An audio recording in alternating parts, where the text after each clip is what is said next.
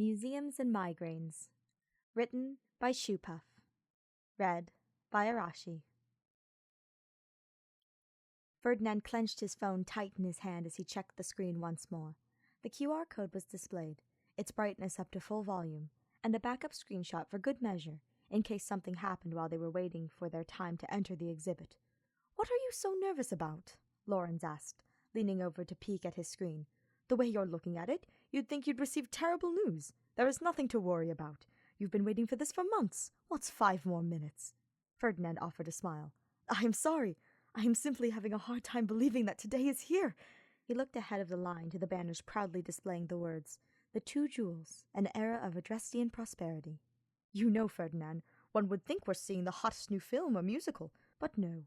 Here we are, in line for a redone History Museum exhibit." "Lawrence," he whined, "you know how important this is to me." Lawrence smiled and shook his head. I know. I am simply saying I am certain you know all of the items we'll be seeing, and you have had the letters memorized since middle school. I'm happy for you that they've revamped this exhibit, but it is hardly a once-in-a-lifetime experience. If I recall, you'll be back here in 2 weeks. This is the first time I get to see some of them in person. It is very exciting. I've only seen pictures of some of the writings and—" He was practically bouncing. "I want to see the penmanship!" Lawrence scoffed. "The penmanship? That's what has you so excited? One would think seeing some of the Prime Minister's collection of teacups would be up your alley." Ferdinand waved him off. "I have some of the recreations of the teacups. The letters, however, aren't often on display. I'm excited for the spears, too. They rarely let those out of the palace. Not to mention the portrait from their home. I do not think the original has been on display in years. You are lucky I am such a good friend. You had better come along with me to my next poetry reading." "Open mic, Lawrence," Ferdinand said flatly. "It's an open mic." Lawrence scoffed. "At which I recite poetry, Ferdinand. No need to worry about the semantics." Lawrence attempted to distract himself on his own phone as Ferdinand nearly vibrated with excitement for the rest of the wait. His trembling hands turned through the brochure over and over again until he was certain it was going to tear along the creases. The spears, the teacups, some of the private letters sent between Prime Minister Iyer and Minister of the Imperial Household Vestra. One of Vestra's spellbooks, recently discovered when the bottom of his desk fell away during a restoration. He knew of them so well, constantly drawn to the shining years of the Adrestian Empire. He wrote it off as simply being interested in the man he was named after, despite it being so common of a name. He was one of 3 Ferdinands in his 5th grade class at Ferdinand von Iyer Elementary. It shouldn't have been that big of a deal, but the moment his social studies class first spoke of them, and he saw a film about the life of Ferdinand von Iyer, he was completely hooked. He studied the era of the Two Jewels fervently, as well as the war leading into it. He felt as if the members of the Black Eagle Strike Force were his own friends, and he'd written so many academic papers on their lives. Given his interest in the history of the Empire, the people who knew Ferdinand best expected him to become a historian, not a high school history teacher. But Ferdinand knew that was the only path for him. His namesake had done so much to progress education in Adrestia. Reading his numerous proposals, both the ones that did and did not pass, lit a fire inside of Ferdinand. The Prime Minister of old had been absolutely correct. Everyone deserved a quality education, and he wanted nothing more than to be a part of that system that had been put in place centuries ago. Perhaps it could be improved upon, if he really sat and thought about it. Still, every now and then, he regretted his calling. If he had truly gone into history, he could have examined these artifacts and books closer than he had while pursuing it as a hobby. He was glad of opportunities like this. The collection in the Embar History Museum was exquisite, and knowing that pieces previously unseen by the public were on display for the first time, and he got to be here on the first day, was perhaps one of the most exciting days he'd had in a while. And if Lawrence was less than enthused, then Ferdinand would only be enthused for the both of them. Still, seeing Lawrence glued to his phone screen could only mean one thing. Ferdinand leaned over playfully. "Are you texting someone?" Lawrence turned bright red. "No, I am not." Lawrence's phone buzzed twice in his hand, and he frowned. "Quiet," he said. Ferdinand laughed. "That guy from work you keep talking about, what was his name? Claude—" "I said quiet," he snapped. All right, but do try to enjoy yourself." He said, face buried in his phone once again. Finally, their time to enter the exhibit arrived. Their QR code scanned and a new, non-torn or wrinkled brochure procured, they entered the exhibit. Ferdinand gasped. "It's the portrait!" He tugged on Lawrence's sleeve. "Look!" He directed Lawrence's attention to a large framed portrait of the Two Jewels, and he sighed. Can you even imagine, Lawrence, having someone who you understand completely, who you mesh so well with that museums hold exhibitions in your honor, that your work and your lives are remembered for generations? To have that your entire life is... it is beautiful. They hated each other well into their early 20s, a voice said from behind them. Ferdinand whirled around to see a man, about as tall as Lawrence, standing behind him. He was dressed in a long black coat, with black slacks and boots. His very presence seemed to suck the life out of the room. Ferdinand frowned. "What?" the man drawled. "It is well documented. Or are you one of those types that focuses merely on the war and the reign of Edelgard I?" "And just what do you mean by one of those types?" Ferdinand protested. The man took a sip from his paper coffee cup. "One who ignores what the insurrection of the Seven set up because they prefer the history taught to them by the Middle Frank Animation Studio?" The man nodded his head towards the pin of Buttercup the horse that Ferdinand wore on his lapel. "You are aware that a singing horse did not help him pass his paladin certification, correct?" "Oh, here we go," Lawrence muttered, trying to peer deeper into his phone. Ferdinand huffed and stood up as straight as he could, glaring up at the man. "First off, Buttercup is a classic, beloved character, and it is a travesty he was cut from the stage musical. And second, I will have you know that despite my love of Middle Frank's Ferdinand, I am just as well versed on the academy phase of their lives. Clearly they did not hate each other.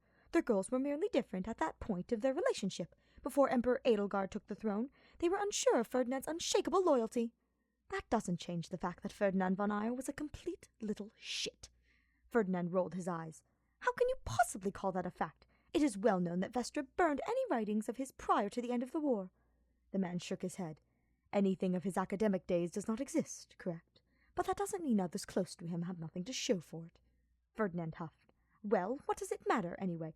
I'm here to enjoy myself, and I will not have my day ruined by someone who cannot just let people enjoy things."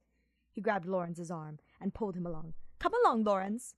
He stormed to the next part of the exhibit. "Can you believe the nerve? Acting as if I have no idea what I am talking about when it comes to the two jewels." Lawrence shrugged. "To be fair, you do view them through rose-colored lenses more often than not. Besides, he doesn't know of your obsession. It's not as if you are a noted historian, Ferdy." Ferdinand frowned deeper. "Yes, but I have studied them extensively. And how is some stranger supposed to know that? Besides, he is probably some edgelord. Don't let him ruin your day." Ferdinand pouted. "You're right, Lawrence. Thank you. I've waited so long for this. I cannot let someone else ruin it for me. Doesn't even like Buttercup," he muttered. "Ferdinand, nobody likes Buttercup." "Oh, hush." Ferdinand frowned as he looked back to where the man stood still, staring at the portrait. Tall, pale, dressed in dark colors, just like the old minister of the imperial household. Suddenly, he heard a sharp ringing in his head, quickly followed by a sharp pain. He whimpered. Now was not the time for a headache. "Is it the headaches again?" Lawrence asked, concerned. "Did you bring your medication?" Ferdinand nodded. "I took it already." He inhaled deeply and exhaled. "Let's go on. It should be the spears next." "That's the spirit. But do let me know if you need to sit for a moment. Those headaches of yours are brutal." Ferdinand couldn't help but peer back towards where they had come from. How could he let someone like that get under his skin so quickly? Why did someone so tall, handsome, and knowledgeable have to be so rude? "It's not fair," he said. "What's not?" Ferdinand felt his cheeks grow warm. He looks just like him. Don't you think?" Lawrence sighed and shook his head. Definitely the headaches." Hubert stood for a while, staring at the portrait of the two jewels. It was a fine piece, to be sure, capturing the closeness and love of two men centuries dead. Still, there was something he couldn't quite describe that pulled him towards the more obscure parts of their history. Years he'd poured into finding the rare texts, the journals, the writings, of anyone even tangentially relating to Hubert von Vestra and Ferdinand von Eyre. It had led him to be one of Adrestia's foremost experts on the two of them. No one could read von Vestra's ciphers as well as he could. That's why he found himself at the museum today. The tome found during the recent restoration was an exciting one, while it was put on display in a push to get more visitors to the museum at its upcoming exhibit tour. It was sure to be an undertaking to translate. There was nothing ever noted anywhere else regarding this tome's existence. It was clearly intended to be secret, and it begged the question as to why it was not destroyed, as he had done with nearly every other bit of writing he'd wanted to keep undiscovered. There were so many holes and secrets in the man's history, and Hubert felt the undying urge to uncover them, as if there were a specific treasure he was looking to discover. He could never be sure exactly what. How odd was it to answer with a shrug when anyone asked why he pursued his degree in history, why he wrote book after book on two of the most popular figures in Adrestian history. What more was to be said about them? What more was to be uncovered? Was he doomed to forever wander the halls of history museums, dusty old mansions and palaces looking for some indescribable something? Was he forever to be grousing about the inaccuracies of the animated musical intended for children? He frowned at the thought. The talking horse aside, they hadn't even gotten Hubert's eye color right in the film. Ferdinand's letters described them as a pale green so often that them appearing as blue was appalling. That and his attractiveness. Even the portrait he was staring at confirmed the man was just shy of ghastly. Why did that irk him so? Why did his blood boil when he ran into die-hard fans of Ferdinand von Eyre? Why did the one today anger him so? He sighed as he realized the resemblance between the man he'd just laughed out of the room and the portraits and descriptions of the historical figure. That had to be it. So much of a fanatic, he'd styled himself after the man. He admired the devotion. But what an odd choice. Still, he had to admit it was an alluring one. Hubert often found himself bizarrely attracted to redheads. There was no way. He couldn't be just as bad. Could he? He winced as the pain behind his eyes grew sharp. The migraines again. He thought he'd had enough coffee to keep it at bay. But from the moment he'd set foot inside the museum, it had flared up. Perhaps that's why he'd been so short with the man. He'd been stuck behind him in the line, unable to ignore how the man with the bright orange hair was chattering away nonstop to his friend while vibrating with excitement. It was utterly annoying, and he was surprised the headache hadn't reached its peak sooner. He looked over to the next room and saw the two men still in sight. Of course they were. Where else would they be? He couldn't help but be drawn to them, curious as to where their conversation was heading. He did seem knowledgeable, after all. Ferdinand did his best not to flit between the displays like a hummingbird on caffeine. He needed to savor every moment he had. Yes, he had tickets for next weekend as well as a field trip lined up for his class before the new pieces were to tour to other museums, but that was beside the point. This was his first time seeing them. He needed all the time in the world to soak it in. "Honestly, Ferdinand, you look like a kid in a candy store," Lawrence said as he snapped a picture of Ferdinand, all but salivating over displays of some of Prime Minister Eyre's battle-worn lances. "You cannot tell me you don't like these as well," Ferdinand said. He pointed at one of the lances. "They call that a killing spear. See how the blades are different? Not fun to be on the receiving end of that." "No, I imagine not," Lawrence agreed, as he joined Ferdinand in looking at the spears. "I do like these. The design is very impressive. I'm sure they helped cut an intimidating figure, especially on horseback." Ferdinand smiled. Lawrence didn't share the same enthusiasm for history that Ferdinand did, but he was intelligent and always willing to listen to Ferdinand talk about it. He was kind that way. Ferdinand never cared that he was constantly on his phone. He was certain he was simply extending that listening ear in his own brand of caring through text. "I am certain they did," he agreed. "You know, he was renowned as a cavalier, but that part of history rarely gets focused on," Ferdinand said, idly tucking his hair behind his ear. "Everyone knows of his political career and his writings, but he was a force to be reckoned with on the battlefield, an accomplished equestrian too, from what I understand. His counterpart was skilled with lances as well." Ferdinand flinched as he heard a voice that was not Lawrence's. He turned to see the man from earlier standing near them, appearing just as smug as before. "No one ever talks about that." "Yes, I know," Ferdinand said with a glare. "I wrote an entire paper on the theory that he was taught by Ferdinand, and I would hardly say no one. A book came out last year on the subject." The man looked at Ferdinand with curiosity. "You've read it?" While normally, Ferdinand would be happy to have seemingly caught him off guard, the implication that he did not read was insulting. "Of course I have. Are you following me?" He shrugged. "Given the linear layout of the exhibit, it would be difficult not to." Ferdinand huffed. "Well, if you could give us a little space, I would appreciate it. Sit here and ruminate on spears and where you could put one." He gave a firm nod and dragged Lawrence off again. Actually, Von Vestre was good at spears too," he said in a tone mocking the man's voice. "Who asked him?" That man read his book. The thought made Hubert all the more curious. It wasn't a mainstream title, unlike some of the biographies on the shelf. It was hyper-specific on that one small aspect, and while he was pleased that the museum's gift shop had a handful of copies on hand, the sale numbers had not been huge. He'd known only a few people to have actually read the thing, college professors mostly, as well as a few of his friends for moral support. He would be lying if he said he wouldn't enjoy having a friend to discuss such things with. He caught himself staring at the man and his friend, and he quickly looked back to the spears. He wasn't sure what he'd said that made the man react so. He didn't mean to be so off-putting.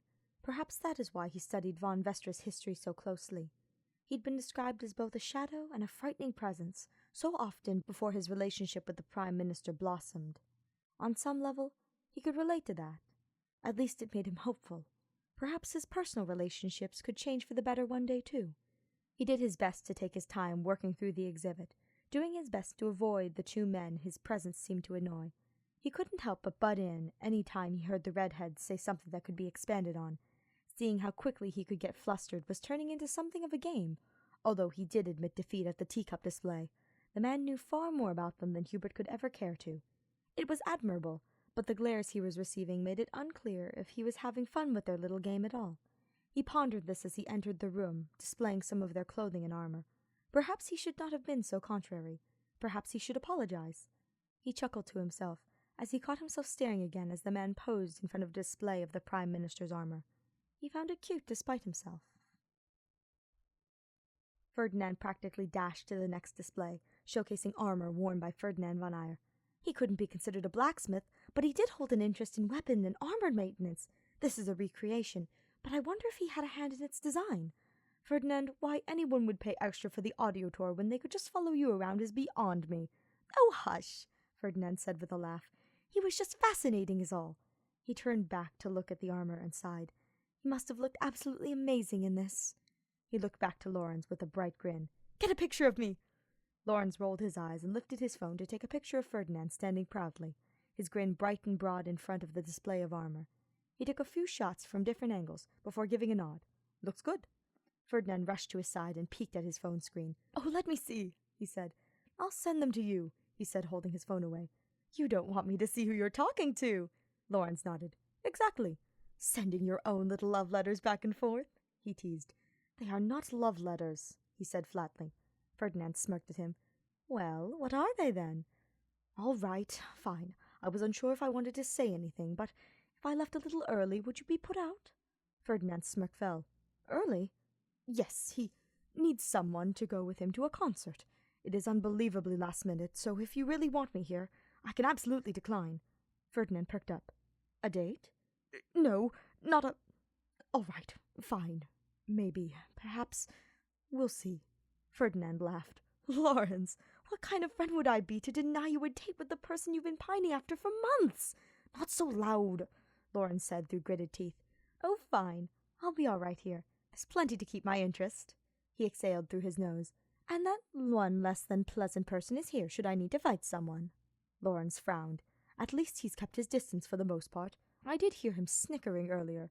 Ferdinand nodded. As did I. So childish. Such a shame. Lawrence raised an eyebrow at him.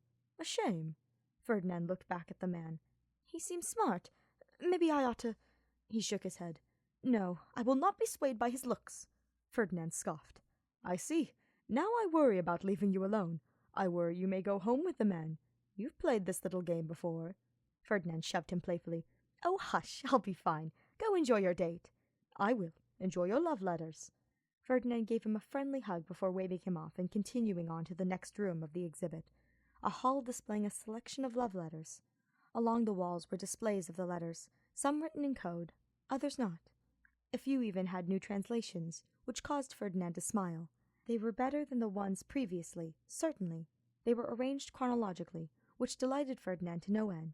He loved seeing their connection grow over time, particularly how Hubert grew less guarded over time, and Ferdinand far gentler. He loved their nicknames for each other, Sunlight and Moonbeam. It made them feel more human somehow. They balanced each other, and Ferdinand found that beautiful. He also found himself immensely jealous. He'd never been lucky in his romantic relationships. His partners were never quite what he was looking for. Ferdinand knew he was difficult. He was passionate, easily riled up, restless at times. He needed someone who could challenge him, while at the same time rein him in and calm him down whenever his emotions got the better of him. Someone who could love him and bring out the best in him, and who he could do the same for in return. He breathed deep. He wanted a love like theirs. In that respect, the letters comforted him. They weren't some fairy tale. They were real people who lived and breathed and loved. There was hope. Hubert looked at the mannequin wearing the recreation of the armor. He was glad the two he had been following had finally moved on so he could get a closer look.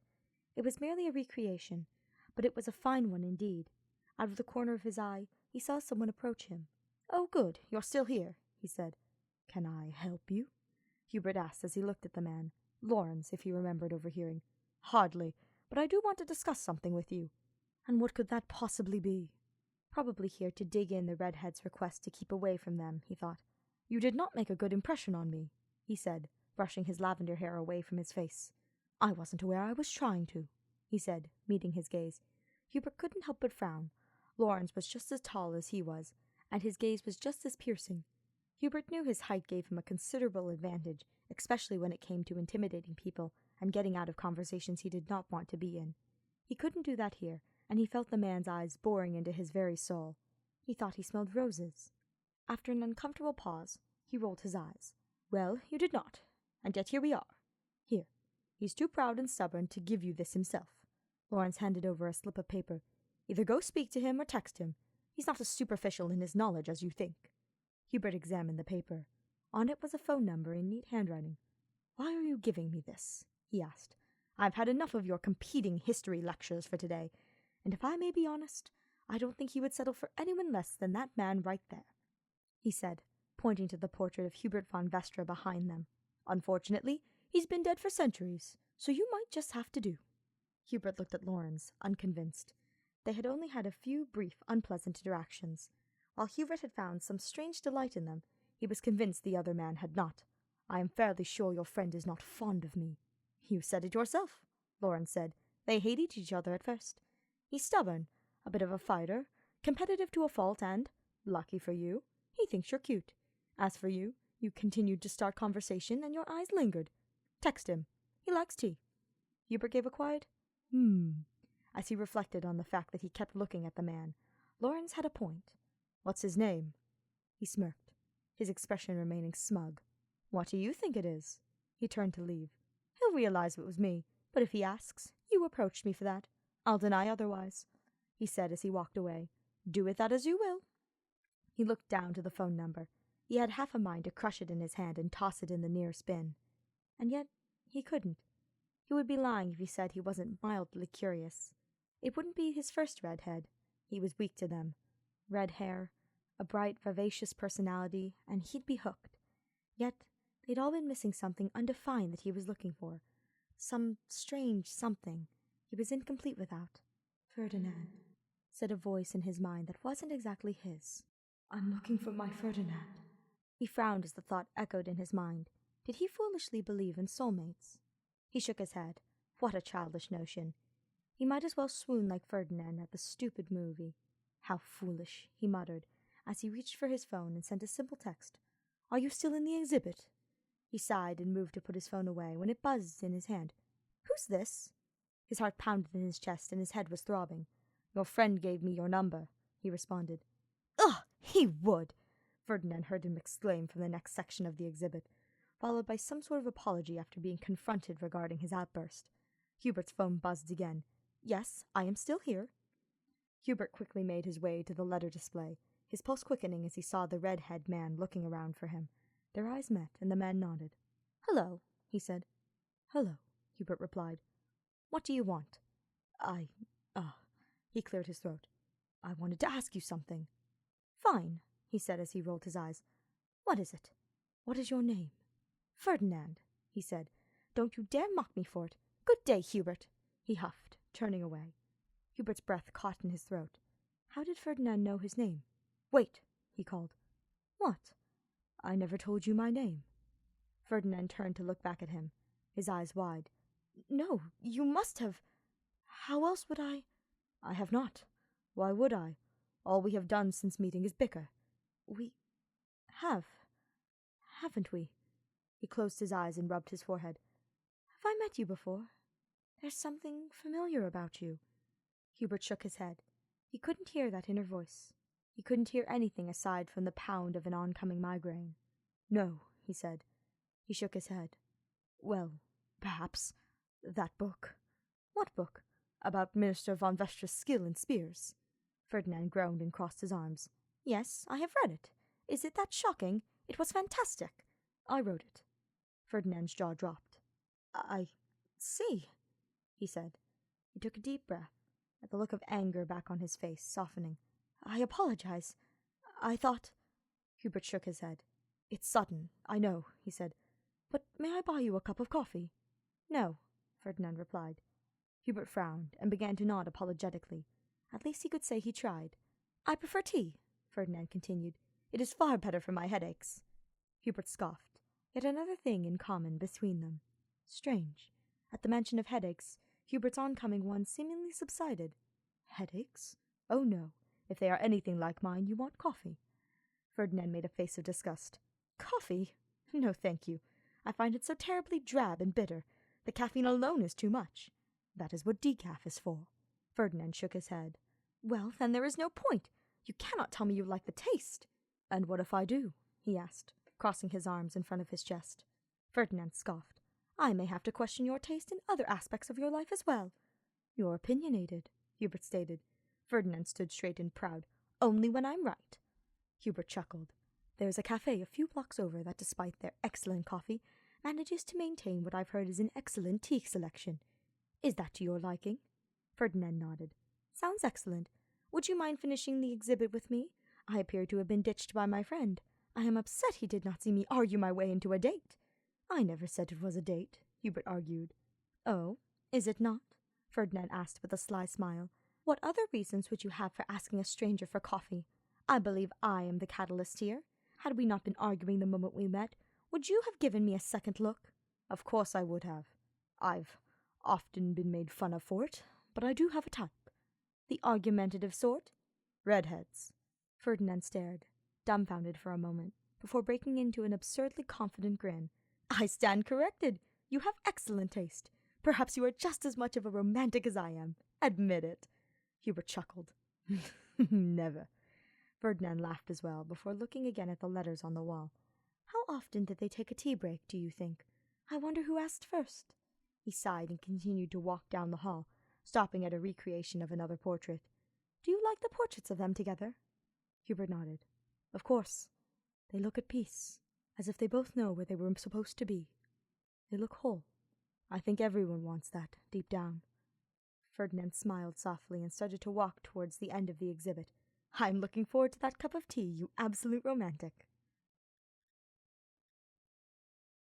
This has been unexpectedly lovely, Ferdinand said as he set the small teapot aside.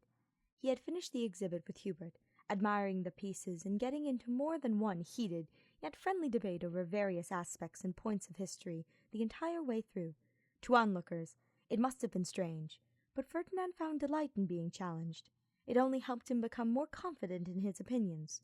No one else he spoke about history with had ever challenged him like Hubert had within moments of meeting him. Ferdinand had only intended to visit the Two Jewels exhibit, but the two of them ended up making their way through the rest of the museum, quizzing each other and finding their tastes matched more often than not. Hubert was just as much an expert on Emperor Edelgard, it turned out, and more blunt in his observations, fascinating to listen to. Ferdinand considered it the best date he'd ever had before they even arrived at the cafe. In fact, the only blemish upon the day that he could think of was his disappointment in the new tome. There was a considerable crowd around it, and it took Ferdinand a while to get a decent look at it. Once he did, the page it displayed was hardly of interest, yet he couldn't help staring at it, not examining, but staring as if a moth to a flame. He could hardly recall any sound or action around him once he'd fixed his gaze on the book, as if he and Hubert were alone with it. His head pounded during the entire thing, and judging from the pain in Hubert's expression as they walked away from it, he was experiencing one too. Still, it did nothing to ruin the day, and besides, he would visit the exhibit again soon enough. He took a sip of his tea, a traditional southern fruit blend, and held it in his mouth momentarily to savor its flavor. Very lovely. You were correct about this tea. Thank you. I'm surprised you've never been here. Ferdinand laughed. Well, that was because this place is so well known for its coffee. I usually make my own tea at home. I admit I'm a bit of a loose-leaf snob. And I a coffee one. We make quite the pair, he said before taking a drink of his coffee. You say you are a historian, Ferdinand said. I will assume your focus is on the exhibit today? Yes, he answered. Truth be told, I was there to get a closer look at the tome they found in the desk. I was allowed to take a few pictures of it, and then they let me stay to experience the exhibit as a whole." Ferdinand blinked in surprise. "You got to take pictures of the tome? I'm jealous. The page they left the display open to was so dull, honestly. What do you intend to do with the images?" "My intent is to help in its translation." Ferdinand perked up. "You can read the ciphers too?" "Yes, it is my area of expertise. Judging by your reaction, and that you know they picked what is likely the most boring page of that tome, you must have some interest in them." Ferdinand nodded enthusiastically. Someone else who could read them. Of course, the ciphers are absolutely fascinating. That he had so many depending on whom the writings were intended for, and to see how they evolved is such an interesting trait. He sighed. How I wished he hadn't burned his earlier journals. I wonder what could have been discovered about him. His words have always called to me. Hubert gently set his coffee on the table and sat back in his chair. "I'm impressed. Your friend was correct. Your knowledge runs deep if you are also able to translate them. It is a difficult feat for most." "I have never understood that sentiment," Ferdinand said, bringing his tea up to his lips. "I have always found their translation like a second language to me." "The same holds true for myself. It's interesting," Hubert said, leaning forward slightly. "Why are you not in the same field as I am?" "I am, somewhat. I am a teacher," he said, setting the cup down. He tucked some of his hair back behind his ear. "A history teacher," he clarified. "I was inspired by Ferdinand von Eyer's passion for bringing education to all. I've read nearly all of his writings and proposals on the subject, and I wanted to be a part of that legacy. I think he would be moved by how much of it is still in place today. He would at least be delighted by how many schools were named after him." He sighed. "I am fairly certain I could have written a few books, or maybe worked in a museum like that. But I am happy with the path I've chosen. I am passionate about it, even if it can be thankless at times." "How noble of you," Hubert said before sipping his coffee. Ferdinand felt his heart skip a beat as he heard those words. It felt warm, familiar, as if he had been in this exact place, with his exact person hearing those exact words countless times. "That's funny. It is like—" He shook his head. "How silly of me." "What is?" "How do I know what it sounds like to hear you say that?" He chuckled. "That must sound so strange, as if I am some desperate lovesick fool, looking for some love-at-first-sight romance." Hubert smirked. "I wouldn't go so far as to call you desperate. Besides, I am not one to judge. Asking you out when we'd only just met seems desperate to me." Ferdinand relaxed and smirked towards him. "Oh, do you argue at first sight with everyone you intend to ask out?" "Only the redheads." "Smooth," Ferdinand said with a slight nod. "I agree. It sounds as if you are just as bad as I am." He laughed and leaned back in his seat, smile not leaving his face. "I like that." He nodded to the tablet. "You said you have some images of the tome? May I see it?" Hubert looked to his tablet and reached for it. "Of course. It is nice to hear others' thoughts other than my own on these sorts of things, and I find myself curious as to what you make of them. I've only given a cursory glance. This one is fascinating to me." He handed the tablet over to Ferdinand. "This one is from near the end of the book." Ferdinand pondered the images on the screen. He recognized the lettering, the symbols, all of it working in tandem to present a message only readable to a few, only intended for one or two eyes throughout history. "Interesting," Ferdinand said. "There is a lot interesting about it," Hubert responded. "It is written as he would a letter." "I agree," Ferdinand said, pulling a pen from his jacket pocket and scribbling on his paper napkin. "Yet, in a tome. That is unlike him. His spell work was very practical. And this, well, it's for Ferdinand. It is too sentimental and loving to be anything but. That's what's so odd. While Ferdinand had some training in what was considered magic, he did not have use for tomes. Is there a date on this?" Hubert shook his head. "Nothing exact. He didn't leave any dates to speak of. I cannot recall a time where they were separated once they were married, aside from political trips. That's why this wording is odd." He turned his napkin to face Hubert and said the words he had written. "I will find you." Where did he go? "You don't suppose it was—" Ferdinand's chest felt tight, and while he normally prided himself on his composure, he could not help nor stop the tears welling in his eyes. "Near the end?" was all he could manage to say. "Some sort of promise to meet in another life, as a way to cope with the loss?" He claimed to not favor sentimentality in his early letters, but the later ones showed that was clearly not the case. "That is a possibility," Hubert said as he reached for the napkin. As he did, his hand brushed against Ferdinand's, and for the first time the world stopped. Ferdinand's headache was gone, replaced by what he knew in his heart were memories.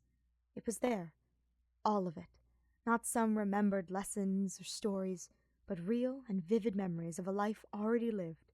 Ferdinand remembered a lifetime of fighting with this man, hating him, loving him, being supported and loved by him. He knew him. He remembered tea breaks and strategy meetings. He recalled gift exchanges and coy glances. He remembered laughter and tears at a simultaneous proposal. He remembered a long life, together at peace. Feeling the elation of two souls rejoined and complete, he grew concerned. What if they changed too much in this lifetime? What if they could no longer feel the same? What if they didn't want to? He looked into Hubert's eyes and saw within them the same recognition he felt, and he knew those what-ifs were meaningless. With tears rolling down his cheeks, Ferdinand said the only words he could think of. Words he'd said. Words he'd written hundreds of years ago. "Hello, Moonbeam." Hubert closed his eyes as he grasped Ferdinand's hands in his and brought it to his lips for a gentle kiss. "I was looking for you," he said, voice echoing in relief Ferdinand felt. He held Ferdinand's hand tight in his grip. "I found you." "You did." Ferdinand knew who he was, who he had always been. There was no headache. There was no sense of melancholy longing. All there was an overwhelming sense of finally being home. Complete. He locked his fingers with Hubert's and smiled at him. "How have you been? Tell me everything."